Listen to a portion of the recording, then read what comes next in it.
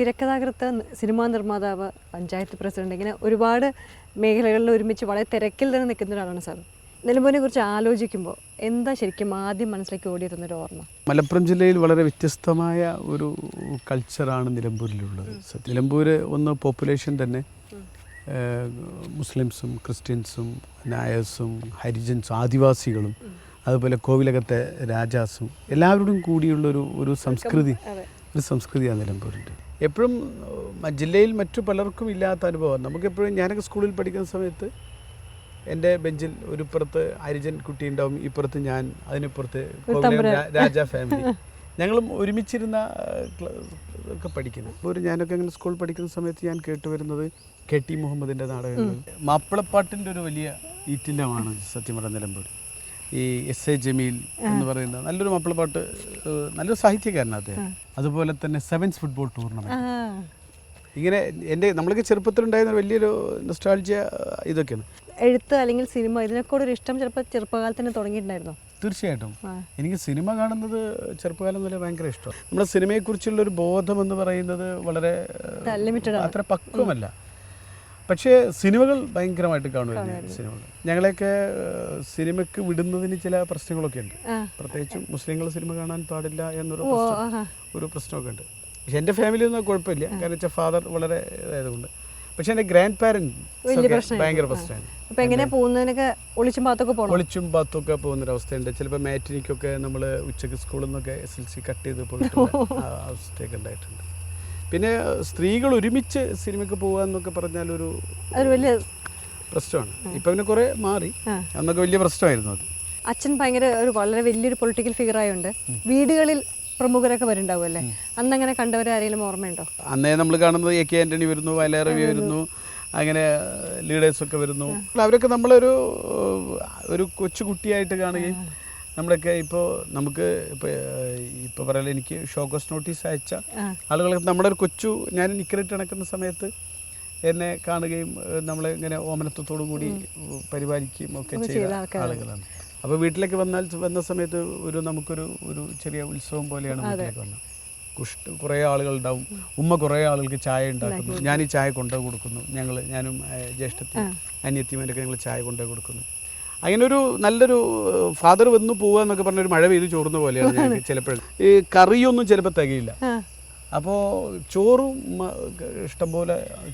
ഇഷ്ടംപോലെ ഉണ്ടാക്കിയേക്കും. കറി പലപ്പോഴും തികയില്ല. അപ്പം പറയും കറി പ്രശ്നമില്ല, അമ്മ വെള്ളം ഇങ്ങനെ ഒഴിച്ചിട്ട് കറി ഇങ്ങനെ. അപ്പോൾ ആദ്യം കിട്ടുന്നവർക്ക് നല്ല കോൺസെൻട്രേറ്റഡ് കറി കിട്ടും, പിന്നൊക്കെ ഡൈല്യൂട്ടഡ് കറി ആയിരിക്കും കിട്ടുക. ഞാനിപ്പോൾ പ്രീഡിഗ്രിക്ക് പഠിക്കുന്ന സമയത്ത് തന്നെ മമ്പാട് MES കോളേജിൽ, പിന്നെ ഞാൻ പ്രീഡിഗ്രി പഠിച്ച യുവാനിവേഴ്സിലാണ്. യുവാനിവേഴ്സ് കഴിഞ്ഞ് ഡിഗ്രിക്ക് മമ്പാട് ട്രിവാൻഡ്രത്ത് യുവാനിവേഴ്സിലാണ് പഠിച്ചത്. അപ്പോൾ അതൊരു കൾച്ചറൽ ഷോക്കായിരുന്നു, ഭയങ്കര പ്രശ്നമായിരുന്നു എനിക്ക്. കാരണം ഒന്ന് നമ്മുടെ ആക്സെന്റ്, നമ്മുടെ ലാംഗ്വേജ് ഒക്കെ അവർക്ക് ഭയങ്കര, ഞാൻ എന്ത് പറഞ്ഞാലും ചിരിക്കുകയാണ്. പിന്നെ ഞാൻ പഠിച്ചത് ഒരു 3 മാസം മിണ്ടാതിരുന്നിട്ടാണ് ഞാൻ സംസാരിച്ചു തുടങ്ങിയത് കാര്യങ്ങൾ. അങ്ങനത്തെ ഒരു അവസ്ഥ ഉണ്ടായിരുന്നു എനിക്ക്. തിരുവനന്തപുരം ഭാഷ തന്നെ പിന്നെ പിന്നെ മാത്രമല്ല ട്രിവാൻഡ്രം ഭാഷ കൈവശാക്കി. നമ്മൾ ഇങ്ങനെ സിറ്റി ബസ്സിലാണ് പലപ്പോഴും നമുക്ക് കോളേജിലേക്ക് പോകും, ബഹുവചനാണല്ലോ സംസാരിക്കുന്നത് ഇല്ലേ. കുട്ടികളെല്ലാം കമ്പികളെല്ലാം പിടിച്ച് ചില്ലറകളെല്ലാം എടുത്ത് എന്നൊക്കെ പറഞ്ഞിട്ടൊരു സാധനം വല്ലാത്തൊരു. അപ്പോൾ ഈ സിനിമയിലായിരുന്നു ആദ്യം സമീപനം? സിനിമ എനിക്ക് ഇഷ്ടമായിരുന്നു, ഭയങ്കര ഇഷ്ടം. ശരിക്കും ഒരു സിനിമയോടുള്ള ഒരടങ്ങാത്തൊരു പ്രണയം എൻ്റെ മനസ്സിൽ ഞാൻ ഭയങ്കരമായിട്ട് സൂക്ഷിക്കുന്നുണ്ടായിരുന്നു. പക്ഷേ അത് എൻ്റെ സിനിമയെക്കുറിച്ചുള്ള ബോധം വളരെ അപക്വമായിരുന്നു ആ കാലങ്ങളിലൊക്കെ. പക്ഷേ പിന്നീട് എനിക്ക് തിരുവനന്തപുരത്ത് വന്നപ്പോഴാണ് ഫെസ്റ്റിവലുകളിലാണ് എനിക്ക് നല്ല സിനിമകൾ കാണാനുള്ള അവസരം ഉണ്ടായത്. ചെറുപ്പകാലത്ത് ഇവിടെ പഠിക്കുന്ന സമയത്ത്, മലബാറിൽ പഠിക്കുന്ന സമയത്തുള്ള ഓരോ മനസ്സ് തട്ടി എന്തെങ്കിലും വിഷമങ്ങളാണോ ഈ പാഠം എന്നൊരു വിലാപത്തിലേക്ക് ഒരു സിനിമ നിർമ്മിക്കാനും എഴുതാനും കാരണം? അത് ശരിയാണ്. കാരണം വെച്ചാൽ ഞാൻ സാധാരണ ഗവൺമെൻറ് സ്കൂളിലാണ് ഞാൻ പഠിച്ചത്. മാനവേദൻ ഹൈസ്കൂൾ നമ്മുടെ നിലമ്പൂർ കോവിലകം കൊടുത്ത ഒരു സ്കൂളാണത്. ഞാൻ 10ാം ക്ലാസ്സിൽ പഠിക്കുന്ന സമയത്ത് എൻ്റെ അനുജത്തി ഉണ്ട്, ഖദീജ എന്ന പേര്. എൻ്റെ അനിയത്തി 8ാം ക്ലാസ്സിൽ പഠിക്കുന്നു. ഞങ്ങളെന്നും രാവിലെ ഒരുമിച്ച സ്കൂളിലേക്ക് പോകുന്നത്. പക്ഷെ എപ്പോഴും ഇറങ്ങുന്ന സമയത്ത് ഞാനും അവളുമായിട്ട് ചെറിയൊരു കശപിശ എന്നുണ്ടാവും. എന്താ കാരണം? കാരണം ഒന്നുമില്ല, ഞാൻ കുളിയൊക്കെ കഴിഞ്ഞ് ഡ്രസ്സിട്ട് ഒക്കെ റെഡി ആയിരുന്നാലും അവള് കുളി കഴിഞ്ഞിങ്ങനെ വരുന്നുണ്ടാവും. അവൾ സ്വയം എന്ത് വസ്ത്രം ധരിക്കുന്നു എന്ന് അവളല്ല തീരുമാനിക്കുന്നത്. അവൾ കുളി കഴിഞ്ഞ് വന്നിട്ട് അവൾ ഉമ്മാനോട് വിളിച്ചു ചോദിക്കും, ഉമ്മ ഞാൻ ഏത് ഡ്രസ്സ് ഇട്ടാ സ്കൂളിൽ പോകണ്ടത്?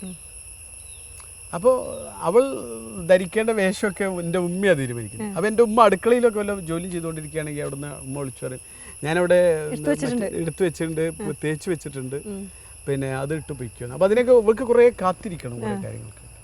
അപ്പോൾ എന്നും ഞാനവളും പോകുമ്പോഴെന്നും ഒരു കശപിശ ഉണ്ടാവാറുണ്ട്. പക്ഷെ എന്നും ഞങ്ങൾ സ്കൂളിലേക്ക് പോകുമ്പോൾ വഴിയിൽ വെച്ചൊരു അവളുടെ ഒരു കൂട്ടുകാരിയുണ്ട്, അവളും കൂടെ കൂടും. അവളുടെ പേരാണ് ഷാഹിന. എനിക്ക് എൻ്റെ അനിയത്തിയെ പോലെ തന്നെയാണ് ഷാഹിന അനിയത്തിയേക്കാളും കഷ്ടമാണ്. അവൾ അപ്പോഴും 8ാം ക്ലാസ് പഠിക്കുമ്പോഴും പ്രസവിക്കുന്ന മയിൽപ്പീലിയെ കുറിച്ചൊക്കെ പറയുന്ന ആളാണ്. കുപ്പിവള, പിന്നെ അല്ലെങ്കിൽ ചിത്രശലഭങ്ങൾ, ഇതിൻ്റെയൊക്കെ ഒരു ലോകത്താണ് അപ്പോഴും 8ാം ക്ലാസ് പഠിക്കുന്ന അവൾ. ഒരു ദിവസം ഞാൻ ഞെട്ടിപ്പിക്കുന്നൊരു വാർത്ത എൻ്റെ അനിയത്തി എന്നോട് പറഞ്ഞു, ഷാഹിനയുടെ കല്യാണം. 8ാം ക്ലാസ് പഠിക്കുന്ന ഷാഹിനയുടെ കല്യാണം. എൻ്റെ ഉമ്മ എപ്പോഴും രാവിലെ സ്കൂളിലേക്ക് എൻ്റെ അനിയത്തി ഇറങ്ങുമ്പോൾ അവൾ ബ്രേക്ക്ഫാസ്റ്റ് ഒന്നും കഴിക്കില്ല. എൻ്റെ ഉമ്മ നിർബന്ധിച്ച് അപ്പത്തിനകത്ത് പഞ്ചസാരയൊക്കെ പൊതിഞ്ഞ് അവിടെ വായിൽ കോരി വെച്ച് കൊടുക്കുക. എപ്പോഴും അവളെക്കാളും കഷ്ടമാണ് ഈ ഷാഹിന. അവളുടെ കല്യാണം. ഒരു വർഷം കഴിഞ്ഞ് ഓണത്തിന് നാട്ടിൽ വന്നപ്പോൾ എൻ്റെ അനിയത്തിയെ വിളിച്ചിട്ട് ഷാഹിനയുടെ വിശേഷം ചോദിച്ചു.